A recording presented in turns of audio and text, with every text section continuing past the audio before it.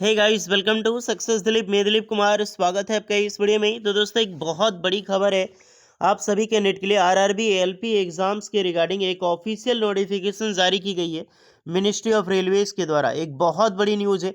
जितने भी स्टूडेंट का एग्ज़ाम हो चुका है या फिर जितने भी स्टूडेंट एग्ज़ाम्स देने वाले हैं, सारे स्टूडेंट इस वीडियोज़ को ध्यानपूर्वक देखिएगा।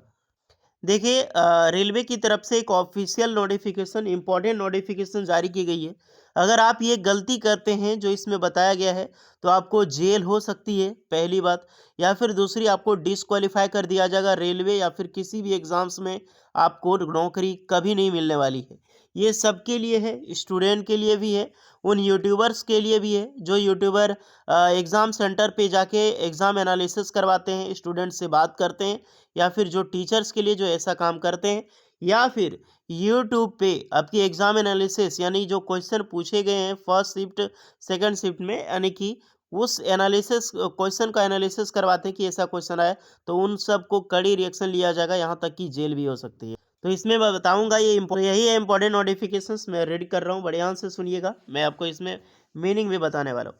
The railway recruitment board has time and again brought to the notice of candidate and other scaffolder that anyone found to be disclosing, publishing, reproducing या फिर transmitting, storing और facilitating transmission and storage of the test content in any form of any information therein in whole or part thereof or by any means, i.e. verbal or written, electronics or mechanical, or talking away the rough paper supplied in the exam center or found to be in unauthorized possession of test content will be considered as a serious misconduct and will be debarred या disqualified from exams। अब इसमें सीधी सी बात कही गई है, ध्यान से सुनिएगा। इसमें क्या बताया जा रहा है, जैसे ही आपका एग्जाम्स खत्म होता है, स्काफ folder that anyone found to be disclosing, यानी जैसे आपका एग्जाम्स खत्म हो जाए तो बहुत सारे यूट्यूबर हैं या फिर बहुत सारे जो टीचर हैं, वो आपको कैमरा लेके पहुंच जाते हैं, मोबाइल फ़ोन लेके, माइक लेके, कि बताइए आपका क्वेश्चन क्या आया है, कैसा आपका पेपर गया। तो ये सारी चीज़ें आपको नहीं बतानी है, ना ही किसी यूट्यूबर से, ना ही किसी टीचर से आपको बात करनी है।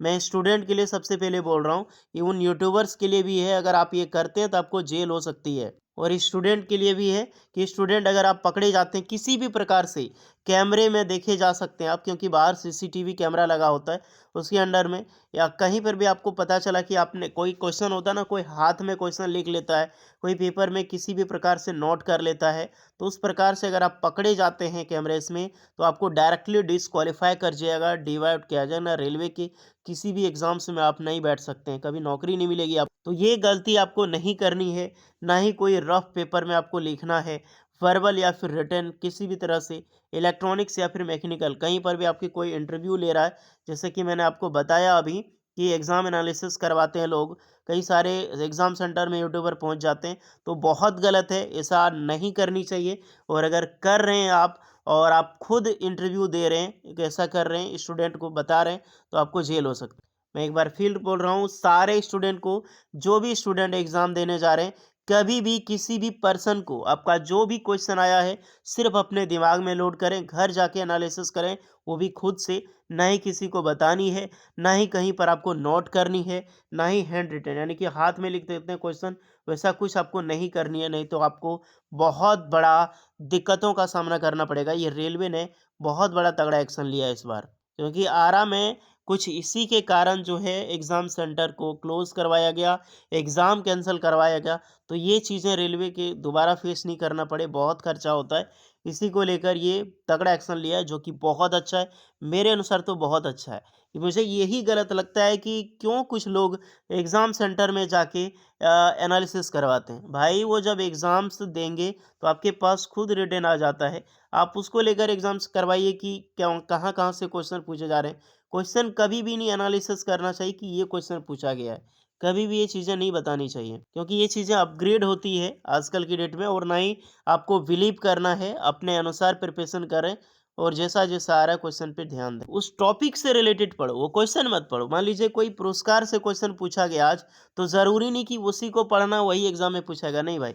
उस पुरस्कार से रिलेटेड पिछले 3 साल या फिर 2 साल में जो प्रीवियस ईयर में पूछा गया है या फिर जैसा रिलेटेड क्वेश्चन बनता है उसको पूरा रट लो। उसी के अनुसार से दूसरा क्वेश्चन आपको आने वाला है, जो कि मैं आपको कल वीडियो में बताऊंगा कि कौन-कौन से टॉपिक आपको पढ़ने हैं। ओके, तो ये स्टूडेंट के लिए मैंने बता दी। ये सारी चीज़ें करोगे तो आपको डिस्क्वालीफाई कर दिया जाएगा अथवा आपको जेल भी हो सकती है, तगड़ा एक्शन लिया जा सकता है। दूसरा है, अब जितने भी यूट्यूबर हैं जो ट्वीट पर करते हैं, फेसबुक पे, ये सब चीज़ें देखो। It has come to the notice of the RRB that some persons are engaged in the aforesaid activity through social media, जैसे कि आई है यूट्यूब, ट्विटर, फेसबुक या फिर ईटीसी।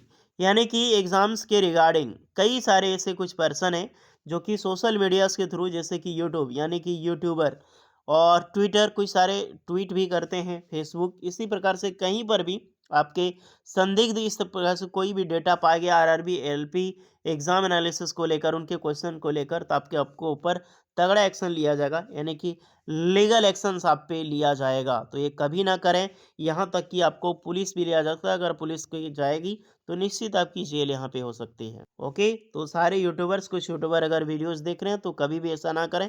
और स्टूडेंट तो आपको करना ही है। अगर कोई यूट्यूबर जाता है बताने तो उसके कोई भी कुछ भी चीज़ें डिटेल शेयर करने की ज़रूरत नहीं है, सीधा मुंह बंद कर निकल जाएं। ओके, तो सारी इन्फॉर्मेशन मैंने आपको दी है। एक्स्ट्रा कहीं पर भी डाउट लगे कमेंट में बताइएगा। वीडियो को ज़्यादा से ज़्यादा शेयर करें और हमेशा ध्यान रखें, सिर्फ एग्ज़ाम देना है और एग्ज़ाम से घर आना है। घर में खुद से एनालिसिस करनी है, ना ही किसी को बताना है। पेपर वगैरह कहीं पर भी कुछ नहीं देनी है। मिलते हैं नेक्स्ट वीडियो में, तब तक के लिए जय हिंद।